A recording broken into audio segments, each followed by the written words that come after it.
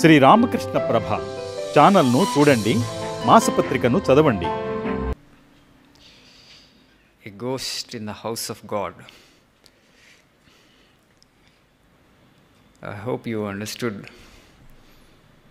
what is the house of God that I was referring to, and who is the ghost. A disciple went to a guru and asked him,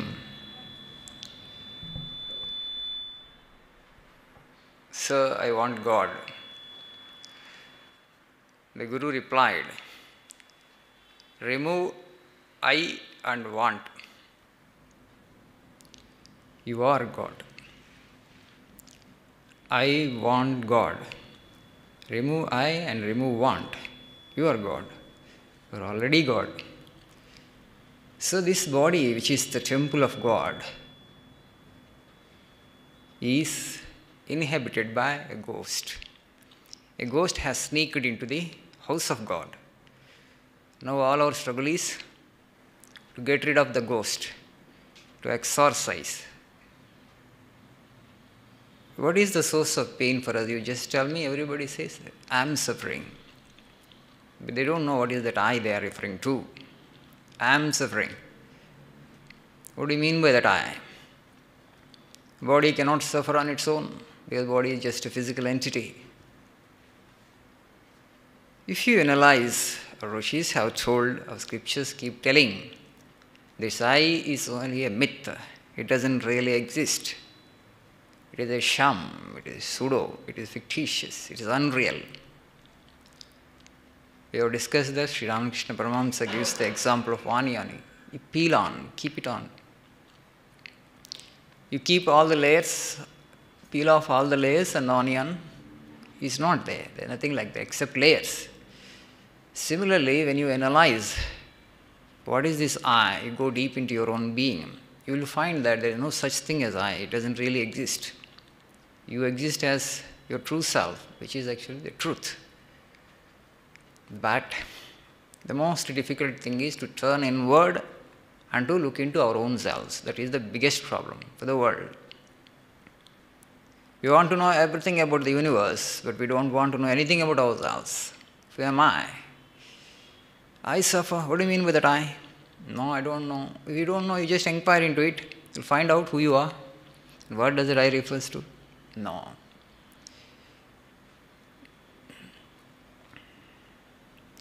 You know that story of Parashurama and Samvartana. It's not there in books, it's just there as a legend. Okay? You'll not find in the scripture. Samvartana you will come across. In Tripura Rahasya you find him, also in Mahabharata, a great sage. And also Parashurama, we all know. Parashurama, to take revenge because his father had been killed by Kartyaviryaarjuna's sons. He wanted to take revenge. So he went about killing the kings all across the Bharatavarsha. 21 times he searched for every king from the nook and corner, and then he extirpated them. That was the kind of revenge he had practiced. And afterwards he felt remorse for all the battles he had fought and for all the bloodshed that he had created.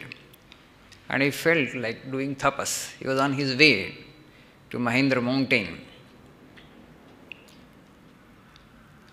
And he was seeking for a guru. On the way, he met with this Samvartana. He was an Avaduta. He was just lying there in the forest with a dust-smeared body, disheveled hair,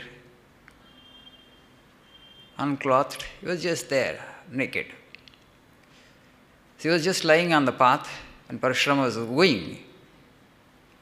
And then Parashurama asked him, "Who are you?" So he just wanted him to give way to him because he was on the path.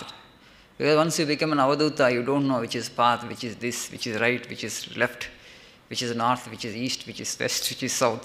They just go in whichever direction they feel like going. Unconditioned. beings. Means they are transcendent the mind, they become the absolute. The whole universe becomes theirs. So they don't have volition of their own. Volition of their own means they don't will, because their will becomes the will of the Lord, because they have become the absolute. This I want, this I don't want, this is mine, this is not mine. This I need to avoid, this I need to embrace, I need to possess. No such desire will be there with them. So Samvartana, he was such a great sage. And he did not reply in the beginning. When Parashurama became a little more haughty and said, "Who are you? Please make way for me." Then Samvartana looks at him and says to Parashurama, "You asked me a foolish question. Okay. If I ask you the same question, what is your reply? Who are you? Tell me first," Samvartana says. Parashurama was annoyed a bit. This man doesn't know who I am. I am Parashurama, who had killed all the Kshatriyas. No Kshatriya could stand in front of me. And such a person like me, he is asking, "Who are you?" This man, after all, okay, a non-entity in the forest, a kind of beggar, he is asking me, "Who are you?" Then Parashurama said, "I am Parashurama." A kind of, "Don't you know who I am? I am so famous because every king trembles if he listens my name." Okay, it was my accomplishment kind of thing. So Samvartana looked at him when Parashurama said, "I am Parashurama." Samvartana said, "Did I ask your name?"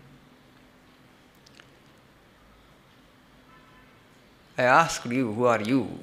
And you say, I am Parashurama. Did I ask your name?"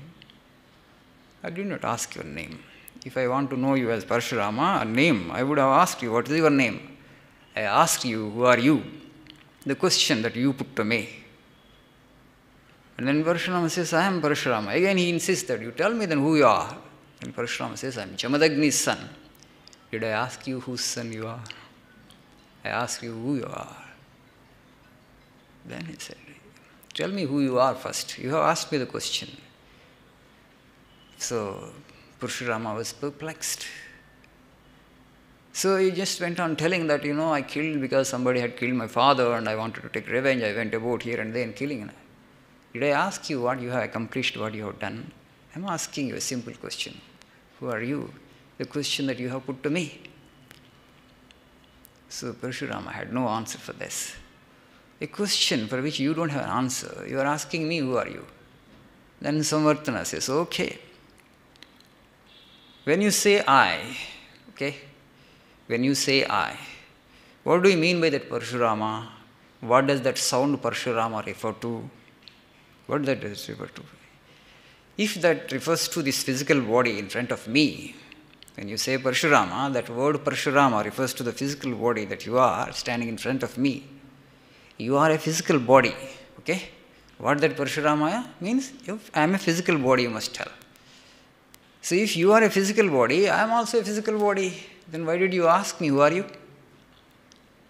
You are a physical body, I am a physical body. There ends the question. Then why should you ask me, who are you? No. When you say, I am Parashurama, you don't mean the physical body that is in front of me, but the psychological body that is within me. That is within you. Okay? You don't mean the body, you mean the mind. When you say I am Parashurama, you don't mean the physical body. You are a little enlightened. You are an intelligent man because you concentrate more on your intellect, you concentrate more on your buddhi. Okay? People, some of the people who are very intellectually oriented, they don't even care to take care of the body well.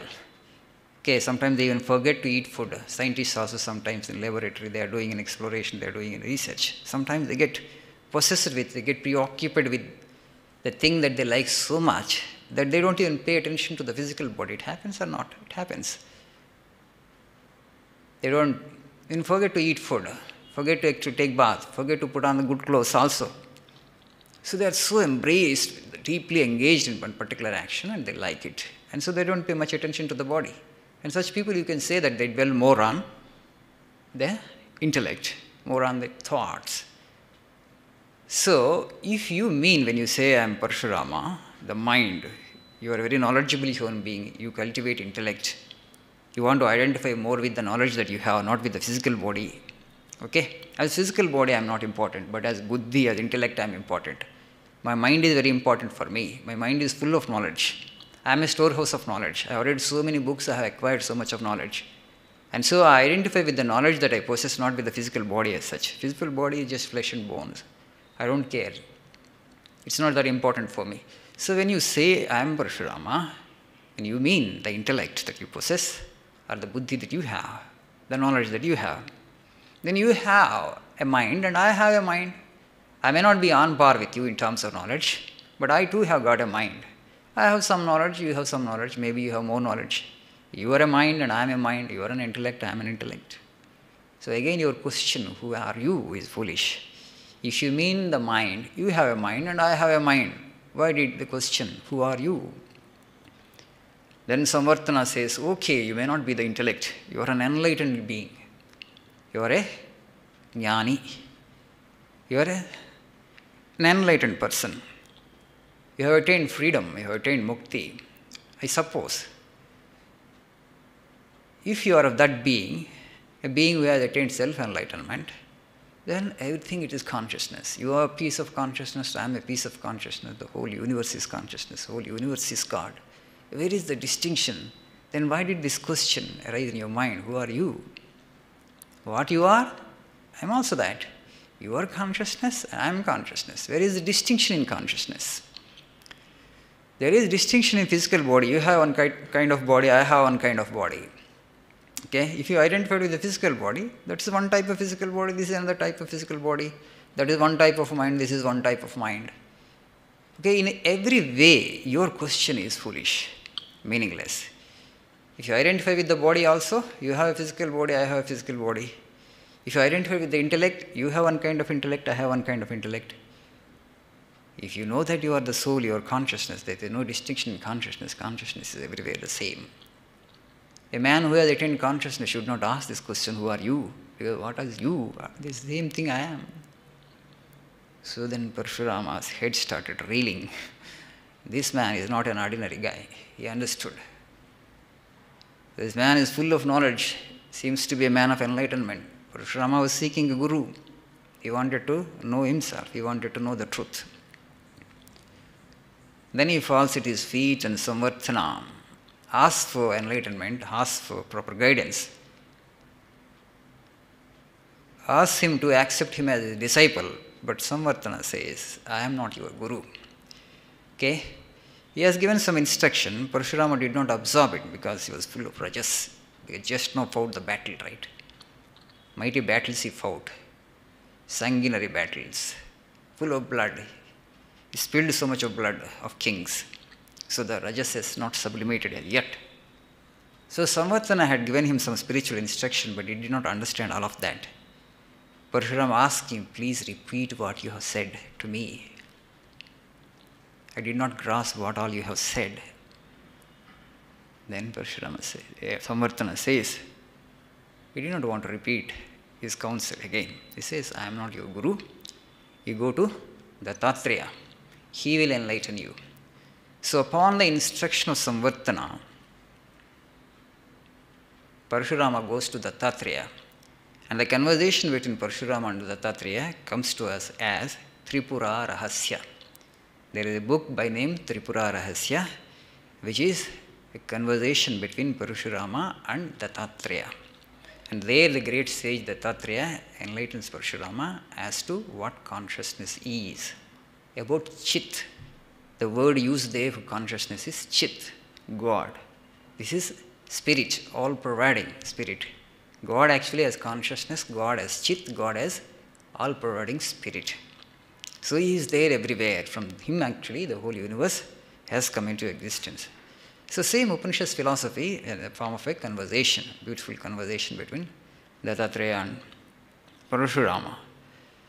So we find another kind of discussion, another kind of debate in Buddhist theology also. You all might have heard the name of Nagasena, a Buddhist theologian, scholar and philosopher. There was a king by name Menander, also known as Milinda. There is a conversation between Nagasena and Milinda, it's Milinda Panha. Okay, beautiful conversation. The Buddhist monks also, not just if a new novice joins, actually, they don't just ask the novice to meditate. The novice is supposed to have an intellectual grasp of the Buddhist theology, an intellectual understanding. Before you embark on spiritual practice, before you embark on sadhana, you must have intellectual clarity as to what for you are embarking on sadhana and as to the ultimate goal or objective of your spiritual practice. What for you are doing practice? Okay, I want to meditate, I am meditating. What for you are meditating? What you will attain through meditation? What is the objective of meditation? What do you want to attain? That clarity must be there. So a deep insight into the practice and also into the objective of practice. So novices are expected to read Buddhist theology and have an intellectual grasp before they proceed with the sadhana, the meditation.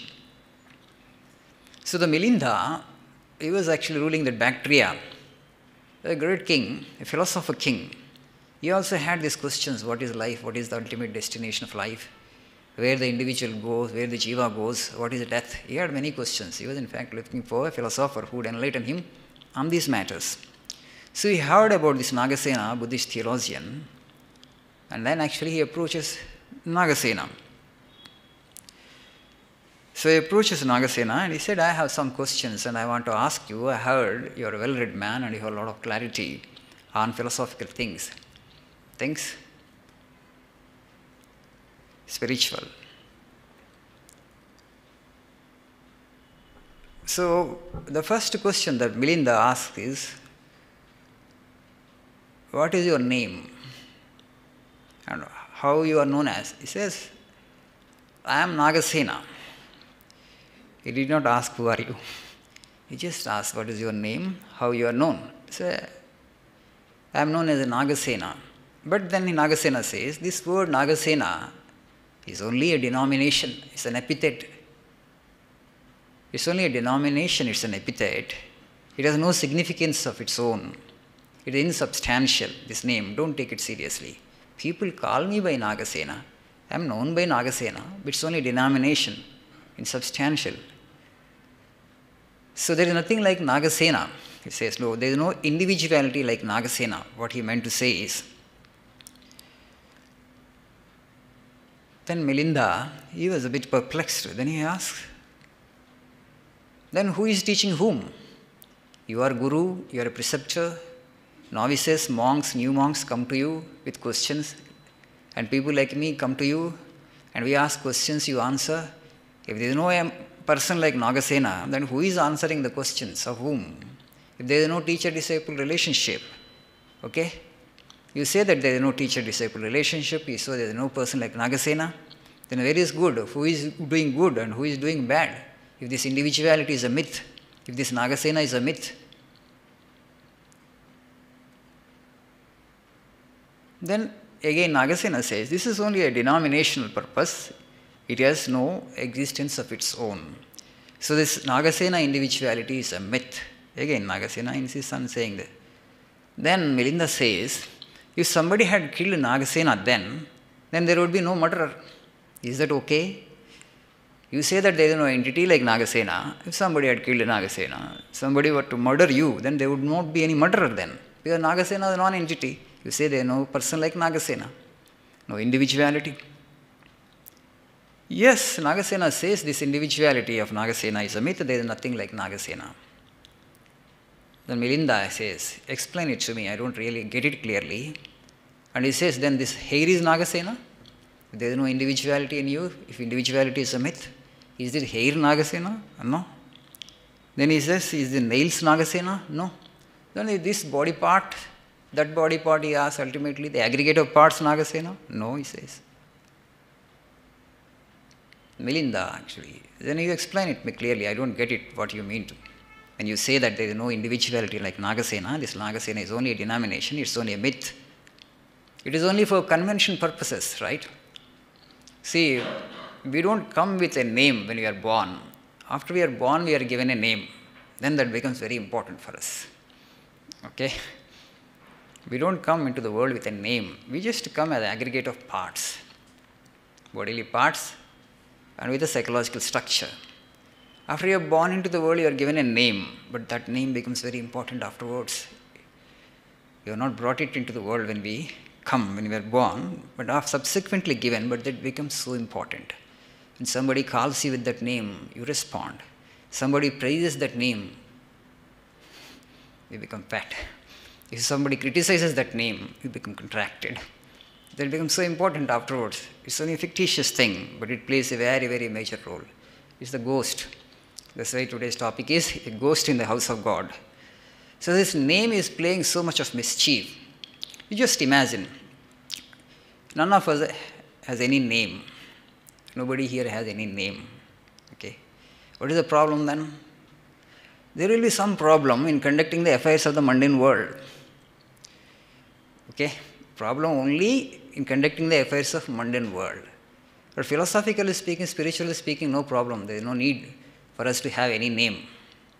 Okay? You are a piece of life, I am a piece of life, that is one physical body, this is one physical body. Right?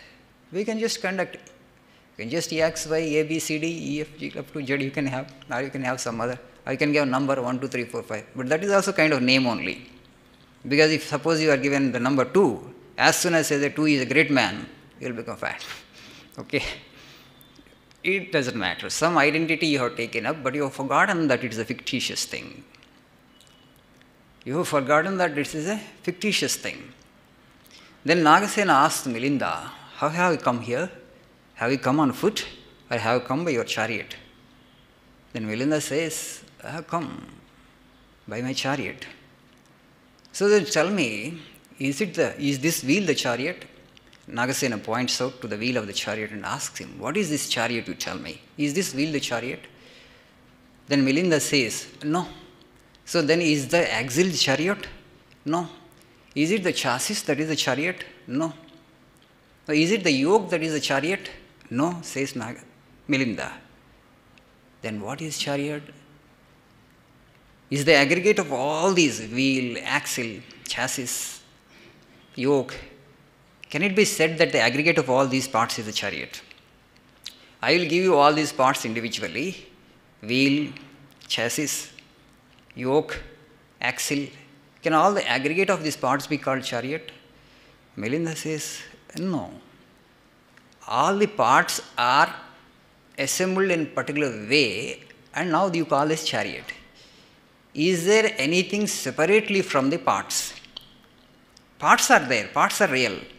But when you assemble the parts in a particular way, it has taken a different name called chariot. Does an entity like chariot really exist apart from the parts? If can the parts, the aggregate assemblage of parts be called a chariot? Certainly it has taken a new name. But there is nothing like chariot as such. Only parts are there. Parts are assembled in a particular manner. It has taken a new shape, that's all. So then, when Nagasena asks Milinda, can the aggregate of parts be called chariot? Milinda was a very intelligent king. He said, no, parts are separate. Parts are there. Parts are assembled in a particular fashion. That's all. Then where is the chariot apart from parts? Yes, you have solved my puzzle. I understood actually. There is nothing like chariot. Similarly, when you say that, there is nothing like Nagasena here. There is only an assemblage of parts. Blood, bone, liver, kidney, pancreas. That's all. So this individuality is a myth. Then Milinda wants to engage him in a deep conversation. Will you come to my court? I would like to have a philosophical discussion with you. Nagasena says, I will enter into a discussion with you if you enter into discussion with me as a scholar. But if you want to enter into discussion with me as a king, then I don't want to come to your court, he said. So what do you mean by that? Milinda asks. If you enter into conversation with me as a king, if I don't agree to your point of view, you will get annoyed and you will get angry and you might even punish me. But if you want to enter into a conversation with me as a scholar, just to have just to prove your argument. I will put forward my arguments, you put forward your arguments, people are there, witnesses are there, these monks are the witnesses and the people of the Bactria. And these people are there. Let us see who wins. Let us see actually who has the better logic. Okay, you must be ready to accept your defeat in case your logic fails. So the debate continues. Ultimately, Nagasena establishes that this individuality is a myth. In Buddhism, they call it as anatta. This ego sense is a myth. Anatta. Many people understand that Buddhism never spoke about God, Buddhism never spoke about soul. See, there is only one entity, that is consciousness, that is God. That consciousness apparently separated into different pieces of life because of this ego sense.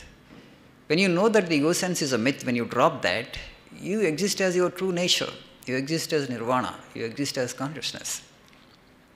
Nirvana, sometimes they describe as nothingness, compared to the mind, compared to the present existence, because present existence is only in terms of name and form. When you attain nirvana, you go beyond name and form. So from the present existence, when you compare with the present experience that you have, you experience it as nothing. They named it as emptiness, but it's not emptiness, it is everything in fact. It is subtler than the subtlest.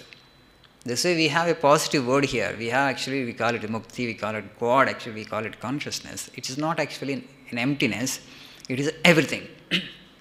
It is even subtler than the space. So when you are in the mind and you understand things only in terms of name and form, and in things which exist in time and space, and when you reach that experience, you experience it as so subtle and you experience it as a kind of non-entity from this perspective. But it doesn't mean that it is empty. It is subtler than even space. From that subtlest of the thing which is called consciousness or God, the whole world of name and form has come into existence. So this psychological structure, namely the mind, is the sukshma vikara. And the physical body actually is the sthula vikara. These two vikaras or modifications have come out of that subtlest of the existence, namely consciousness. Because it is beyond name and form and beyond time and space, it is the infinite. And that infinite we will be able to attain and achieve when you drop this fictitious ego sense. That's why it's a ghost. So when it has sneaked in, how it has sneaked in into the house of God, there is only an aggregate I am saying. To operate this aggregate, sanghata parartatvat, there is a statement in Sankhya, sanghata parartatvat. This sanghata, this aggregate of parts, should exist for something, right? This assembly just cannot exist on its own. Somebody actually, some intelligence principle is there. Somebody wanted it to combine in this particular fashion. That's why the body is formed and the mind is formed. Mind, for what? For whose sake it exists? It exists for the sake of soul and consciousness. That is actually the difference between Buddhism and Hinduism. So this soul or consciousness we say Jivatma. Jivatma, is it different from Paramatman? Absolutely no. It's not at all different from Paramatman, but the same Paramatman, that the supreme consciousness, conditioned by time and space, apparently, temporarily, is called a Jivatma. That consciousness apparently got divided into a Jiva. So for this aggregate, there must be some intelligent principle. So there is soul, there is consciousness. So this soul or consciousness only animates this body and mind. Without that, it cannot exist. That's why we say there is soul, there is consciousness. Buddhists, they don't agree. So if you agree that there is a soul, then you ask me the question actually, what is the nature of the soul? That cannot be described because again, it's beyond time and space. Description can happen only in the mind. So I will have to make an attempt to describe that consciousness in terms of time and space with my mind, and you will have to understand it again in your mind, and which is again limited by time and space. So that is actually an useless exercise. But still our Upanishadic sages, they have described it in terms of, paradoxes. They said it moves and it moves not, it's very far, it's very near. All the language, the paradoxical language. What do you mean by when you say that it moves and it moves not? How can that be? The statement is not correct. Okay? It's very far and it's very near. Tad yajati tad na yajati. Tad dure tad vantike. It's very far, it's very near. This contradiction has come because you have made an attempt to describe a thing with an instrument called the mind. That's why the failure to express it in words. The Buddhists, they desisted from that. They said better, Better don't describe it. Better don't attempt to define it something which cannot be defined. Better don't make an attempt to comprehend something which cannot be comprehended. Consciousness cannot be comprehended by the mind. So just keep quiet. Don't describe it. Don't talk about it. So don't talk about only the fictitious, though anatta, only ego that you experience. This ego is unreal. Though, so annihilate the ego and see what happens. That's all. Annihilate the ego, annihilate the desire, and then nirvana. So what is that nirvana? And nobody can explain it to you. You have to get it as an experience. But out of their infinite compassion, after experiencing the truth, rishis of the Upanishads, they made an attempt to describe something which cannot be described. But they say that it is avang manasa gochara. Through word and through intellect, it cannot be reached, it cannot be explained. That also they told. But yet, they made an attempt. And they gave certain definitions of consciousness. It's very subtle, very near, very far. Okay, it is ananta, infinite. It is aprameya. Many adjectives they have used. But none of the adjective really describes what consciousness is. They just made an attempt to give a vague perspective at least. Because when you embark on spiritual sadhana, spiritual practice, you have a goal. What is that? To know God. What is God? You ask me immediately. So I will tell only you do the sadhana and travel the path, and at the end you will experience it. What is God? I cannot explain it. Then you will not be interested in doing sadhana. No, I want to know about the destination, you ask me. Okay? I will ask you to go to Delhi, and you don't know anything about Delhi. I have not heard about anything about Delhi. Will you go? You will not go. Either you should have some work there. And you want to see the place, you have a desire. Only when a city like Delhi exists, then only you can go there. And I don't know anything about Delhi. So if I ask you to go, you don't. Similarly here, I don't know anything about destination and you are asking me to reach the destination. Okay, I will show you the path and I will ask you to walk on the path. You will ask me, why should I walk on the path? I will tell you we will reach the destination. What is the destination? I will tell you that I don't know what is the destination. I don't know anything about the destination. Will you travel the path? You will not. But again, is it possible to know about the destination, namely God? No. Only when you travel the path, you reach the destination, and when you reach it, you will understand what that is. Okay? Because it is an experience, cannot be explained. So no analogy really works here. No analogy really explains what this God realization is all about. So all the great sages and mystics, they could only show us the path. This is the way, this is the path.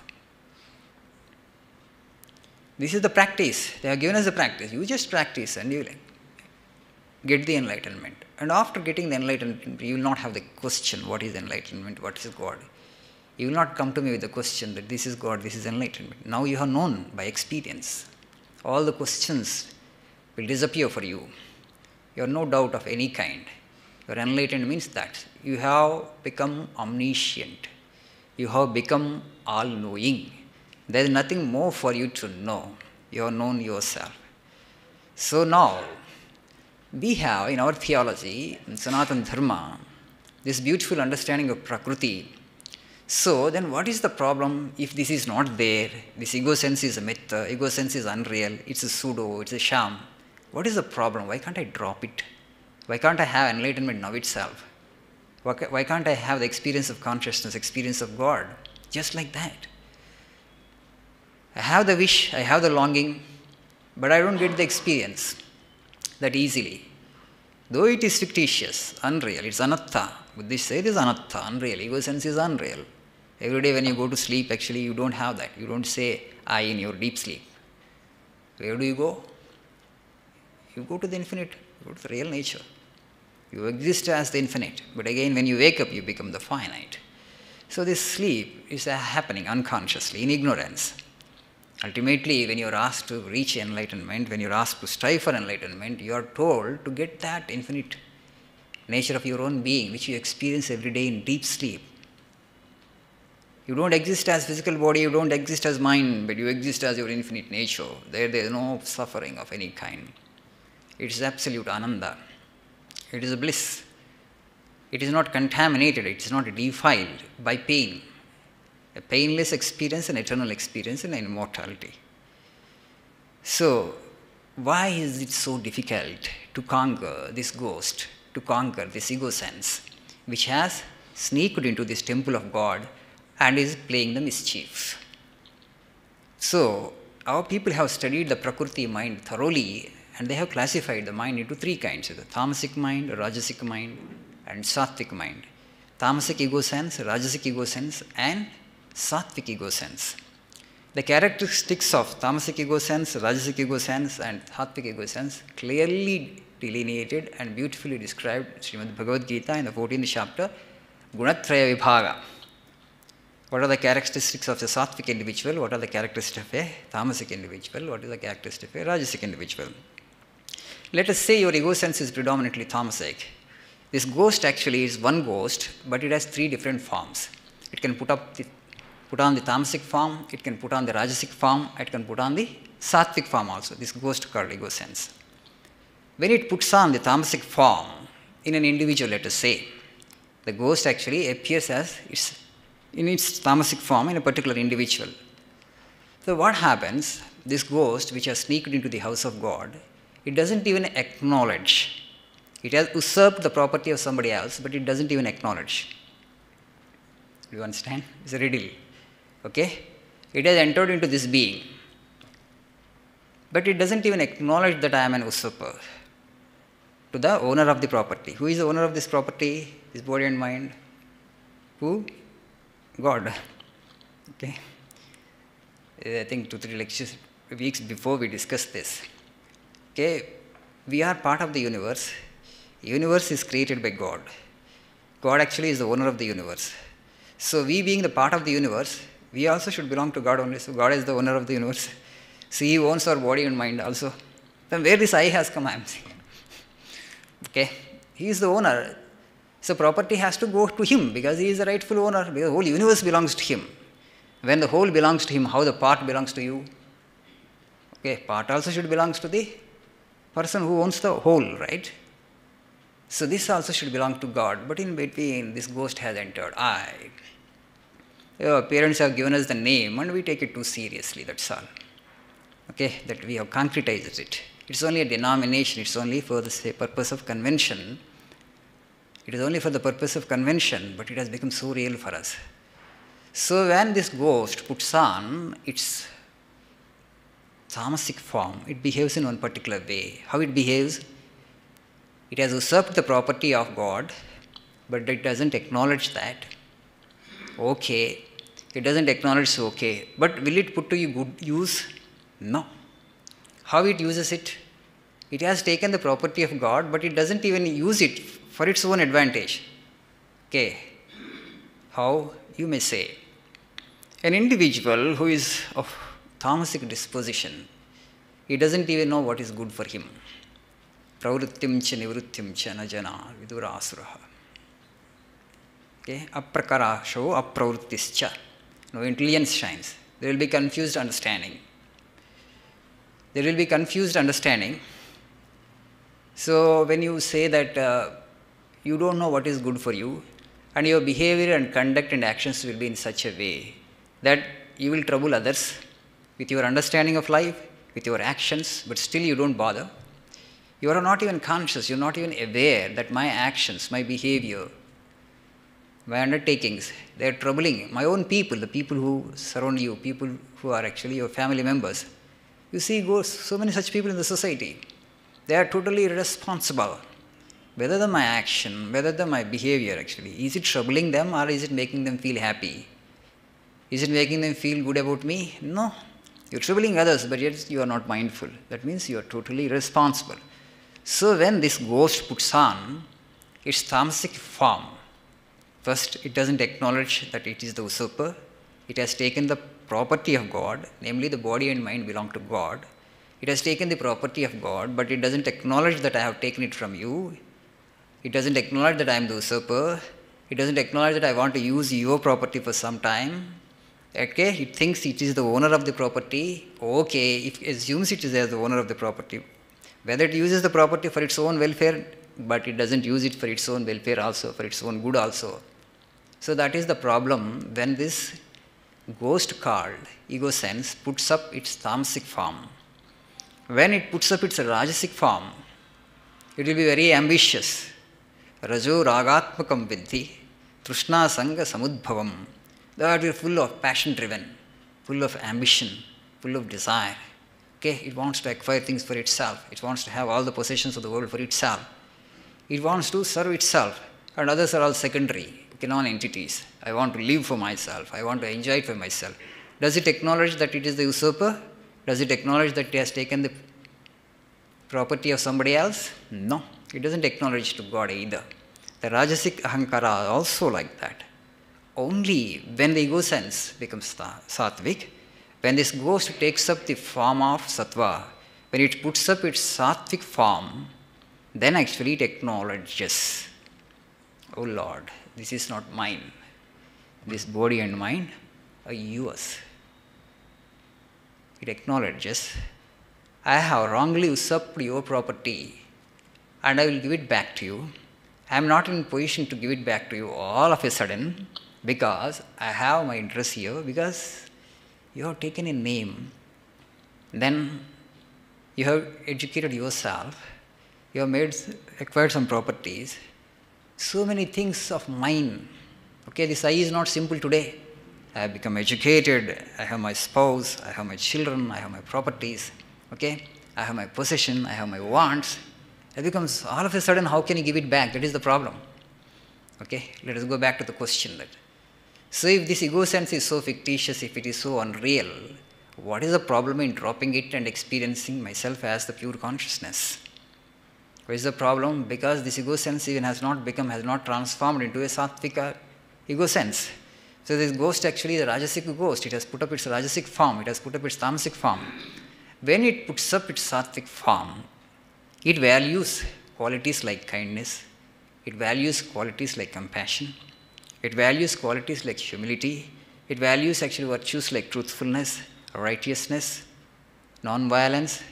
And then actually it acknowledges to its owner that I am not the real owner of this piece of life. You are the real owner of this piece of life, God. You have made this instrument for your play and you play with your instrument according to your will. My will is not important. It is your will. Then it acknowledges and the surrender begins. Surrender begins. So you will be able to conquer this anatta, this unreality, namely ego sense. But before that, you must transmute it, transform it into a sattvic ego sense. You have to transform the ghost actually from tamasic ghost to actually rajasic ghost, and then it has to become a sattvic ghost, but it's a ghost. There is only actually one entity should be there, only God, from where this I has come. Because the whole universe belongs to Him, the part also should belong to Him. So, that which is His property, He uses it actually in His own way. That's what Sri Ramakrishna says. And he says that you become an instrument in the hands of the Lord. Ami jantro tumi jantri. I am the machine and you are the operator of the machine, and you made the machine for your purposes, for your benefit, and you operate your machine according to your will. Then where is this I? It's fictitious. It's fictitious. Rama said to Hanuman, "Oh Hanuman, you have burned Lanka." Then Hanuman wanted to correct Rama. No, Lord, I have not burned Lanka. Rama was surprised. Rama said, "You only have burnt Lanka. That Ravana actually wrapped your tail with clothes, and then actually he soaked it in oil, and then he lighted it up, and then you went and you burned Lanka. And you say, I have not burned. Oh no, oh Lord, I have not burned Lanka. Then who burned? It is Mother Saraswati's Sankalpa, Ravana's Papa and Shapa, and your Pratapa that has burnt Lanka. Okay? It is Mother Saraswati's Sankalpa. It doesn't say that it is my Sankalpa to burn Lanka. I have no will of my own, my Lord. You just see the self-effacing spirit. You just see the self-surrender of Hanuman, the degree of self-surrender that he has achieved. When Rama said, you have burned. No, I have not burned. There is nothing like I in me. It is Mother Saraswati who willed like that. She incited my buddhi like that. This buddhi actually is incited by her. She goaded it her in that way. And Ravana's papa and shapa. Okay, Ravana's sin, and because of the sinful deeds, he had many curses on his head. And so his sin and his curse on his head. And your pratapa, O Rama. This is not my pratapa. Because the whole universe is yours. You are that all-pervading spirit. This is just an instrument. This is your dasa. This is your dasa. And this is your instrument, you use it for your purpose. So your prowess, O Rama, it's not my prowess. So this actually has burnt Lanka. Okay? This burnt. Not I. Absolutely. And Sri Ramakrishna also would never use this I and mine. He says I and mine is only ignorance. But how difficult it is to get rid of this fictitious entity you just see. Theoretically it is so simple. But when it comes into practical life, to get rid of this non-entity, fictitious entity, unreal entity, how much of difficult. You are not prepared, that's all. But logic proves that this is fictitious. Okay? Logic, simply you have proved, right? Whole universe belongs to God, this also must belong to God. So what is God's, you give back to God, that's what I am saying. That's what spirituality is all about. That's what surrender is all about. What is not yours, you are trying to own by taking a ghost called name. Okay? This name is the ghost. But don't attach such an importance to this ghost. This ghost is playing all the mischief now. All the mischief is because of this ghost. I is the ghost that is troubling us. You have the freedom to drop it at will. You drop and then get enlightened. Is it that simple? Theoretically it is that simple. Maybe in practice it takes time for us. It takes some sadhana to attain to enlightenment because we only are holding it on. No, I want to have my name. Okay. Vivekananda told that Emma Kave, opera singer, you come to India, I will help you with enlightenment. She doesn't understand what is enlightenment. What I need to do for that? Swami said, you have to drop this individuality, that's all. And she said, no, Swami, I am not in a position. Because of that only, because she has got so much of name and fame and recognition as opera singer. I am a good singer, I am a great singer. Society respects me, values me. How can I let go that individuality that is too precious for me? And then Swamiji says, exclaims, individuality. He stresses the word individuality. Petty individuality, puny individuality. Are you not ashamed to get attached to this bone and flesh? Such a stula vikara, and the mind, you know what kinds of thoughts exist there, particularly in Kali Yuga, in this age. Are you so comfortable with your thoughts? Mind is a kind of garbage bin, right? For most of the people. That is the reason. It is stinking, right? Bad smell, bad odor is coming. That is the problem. If you have such a noble thought in your mind, at least you should be comfortable in your mind. Okay? Why you seek meditation, why you go here and there, my mind is troubling me, because the thought is not so good there. If it's all actually pure thought, it's all noble thought, positive thought, strength-giving thought. You should at least feel happy about yourself and your thoughts. But you are not comfortable with your thoughts. It has to be and it has become, for various reasons. You have made it into a garbage bin. So you have to cultivate the mind. So before you aim to drop the mind, you have to purify it. It's easy to drop a pure mind. An impure mind cannot be just dropped. Impure mind gets attached to the body, like a strong adhesive. It can't be just segregated like that. You can separate the mind from the body only when it becomes pure. That's why to acquire this purity only, we are suggested meditation, prayer, repetition of God's name. Because the name and the entity to which the name refers are inseparable, are one and the same. So whenever you utter God's name, have this understanding, have this conviction that you are uttering the name of that power and that force which has created this universe. You are uttering the name of consciousness, the infinite actually. What that Lord is, you cannot really know. But we have the freedom to give a name. You give that name and have the consciousness that you are uttering God's name, the Almighty's name, and then you utter. And that purifies your mind. This impure mind will become pure. The antakarana, inner instrument, will become pure. When it becomes pure, it is easy to meditate, it is easy to see your true glory, consciousness, God, soul. So, why to identify with this Sukshma Vikara and Sthula Vikara? This mind is a Sukshma Vikara, subtle Vikara. And this body is Sthula Vikara. Navadvara Pure Dehi, the Lord says in the Bhagavad Gita. It has 9 orifices, 9 pores. You know what comes out of these 9 pores? Why to be fascinated by this physical body? Why to have such a strong obsession? Okay? For the people of the West, actually, such a strong obsession. In the East, actually, it has not been, but now, actually, it has become. We are equally obsessed as the people in the West are. But in our culture, we are always told that body is an inferior modification, Vikara, don't get identified with it. Your real nature is something so profound and grand. Compared to that, it is actually very despicable, very loathsome, very disgusting.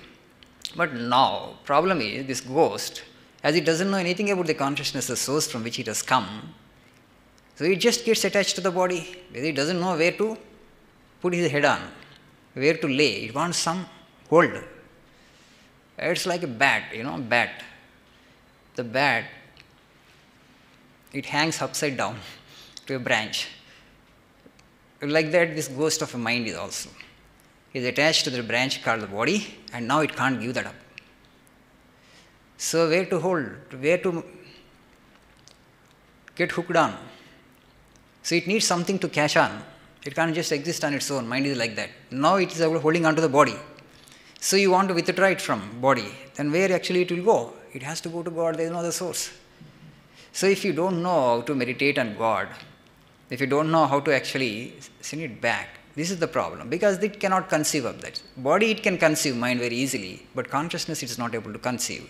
So when you ask it to withdraw from the body and actually get attached to the consciousness, but it gets confused. It gets confused. So you need to have an idea, slowly, as you keep meditating on the divine, and slowly, the mind understands that it doesn't really exist on its own. It has to go back to its source. So it is not annihilation, it is a merger into the infinite. When it is convinced of that, it is not annihilation or destruction, because nothing seeks self-annihilation in this universe. So this ghost also doesn't seek self-annihilation. So you have to convince the mind, you have to cajole the mind, you have to request the mind. Okay, get destroyed. Why you want to have this form? Go back and merge in your Father, merge in your source, and then actually it's peace for you. Why actually such a trouble for you? And you bring trouble to me also, but that me and mind are one and the same. So our troubles will come to an end when this mind is dissolved back into its source. So now you don't know anything about source, but you are asking the mind to get dissolved in that. That's the problem. The mind resists. So as you keep meditating on God, think about God, read His sportive deeds and excellences, read books pertaining to the Lord, scriptures namely, slowly, mind forms a conception of the destination, the objective, the source. And then actually it will be willing to get dissolved, willing to get disappear, to merge into that supreme, to expand into the infinite. And for that only, all the sadhana that we do. The spiritual sadhana is all about exorcism. You have to exorcise this ghost. You have to drive the ghost out of the body, then you are an enlightenment. Then you understand that you neither need the body nor need the mind. You exist by yourself as consciousness. That is our true glory. That is our original existence. Now today actually it is a fictitious existence. So to reach that sublime from this ridiculous existence is the goal.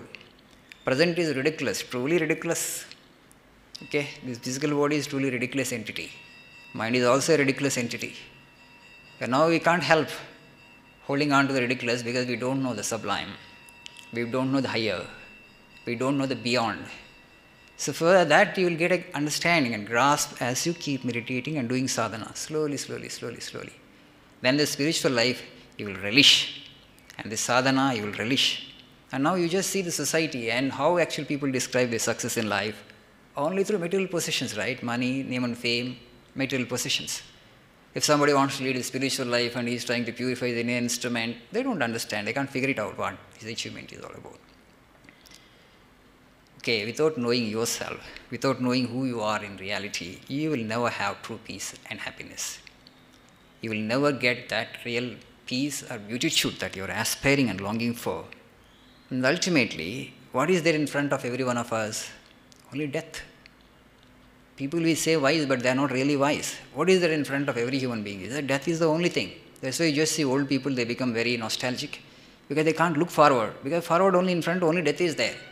At least young people think actually death is very far, so they have so many goals. So before death comes, let me achieve all these goals and let me enjoy all those things. You have some hope. For an old man of 80 years, where is the hope? There is no hope in front, he cannot look because it's only death. So he looks back, he becomes nostalgic. Oh, I used to do like that in childhood. As a young man, I did this. Okay, I did this when I was in 30s. I did this when I'm 40s. People used to praise me. People used to talk about me. These are my accomplishments. These are glories. Everything about the past. Everything behind. But can't look forward. Right? Here actually, it's a mystery because I don't know anything about the mystery. So I can't look forward. So this is the thing. We have to embark on sadhana. You must know who you are. Just get rid of this ghost, ego sense, and give the temple back to its owner, the real owner, God. That's all. Very simple theoretically. Yeah. Practice also becomes easy when you are intellectually convinced. So all these discourses are just for have an intellectual clarity on as to what the purpose of life.